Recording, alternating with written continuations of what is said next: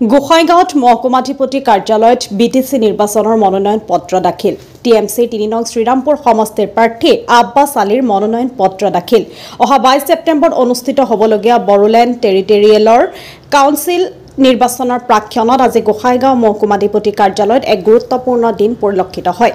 TMC ৩ নং শ্ৰীৰামপুৰ সমষ্টিৰ প্ৰাৰ্থী আব্বাছ আলীৰ মনোনয়ন পত্ৰ দাখিল কৰে আৰু মনোনয়ন পত্ৰ দাখিল কৰি মন্তব্যও আগবঢ়ায়। কুকুৰাঝাৰ জিলাৰ গোসাইগাঁৱৰ পৰা আজিজুল হকৰ ৰিপৰ্ট, নিভাজ অসম লাইভ। এইটো ভাল লাগিছে, বহুতো ভাল লাগিছে। আজি আমি নমিনেশ্যন যিটো আছিলে আমাৰ পেণ্ডিং আছিলে এওঁলোকে তেতিয়া কমপ্লিট কৰিলোঁ। নমিনেশ্যনটো ছাবমিট হৈ গৈছে আৰু এতিয়া আমাৰ প্ৰগ্ৰাম চলিব আৰু আগন্তুক দিনত আশা ৰাখিছোঁ ভালকৈ মানুহৰ মাজত যাম আৰু মানুহে আমাক ছাপোৰ্ট জনাইছে আৰু ইমান চাওক আজিৰ দিনটো যিটো ৰাইজৰ মাজত যিটো প্ৰচাৰ দেখা গৈছে, যিটো মত বিনিময় দেখা গৈছে, আমাৰ টিএমচি দলৰ লগত আৰু কোনো দলৰ প্ৰতিনিধিত্ব আৰু নহয়। আমাক ৩ নম্বৰ শ্ৰীৰামপুৰ সমষ্টিৰ সকলো ধৰণৰ জনগোষ্ঠীয়ে আমাক ভাল এটা সমৰ্থন জনাইছে।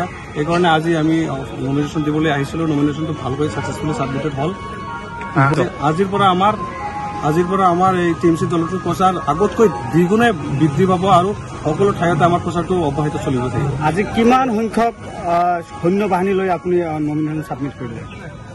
আজি আমাৰ লগত আমাৰ শ্ৰীৰামপুৰ সমষ্টিৰ ৰাইজ মেক্সিমাম 200 শ্ৰীৰামপুৰ সমষ্টিৰ ৰাইজৰ মেক্সিমাম ৩,০০০কৈ অধিক মানুহে আমাৰ লগত আহিছিল। আমি নমিনেশ্যন ছাবমিট কৰিলোঁ। সিহঁতে ভাল এটা সমৰ্থন জনাইছে আমাক।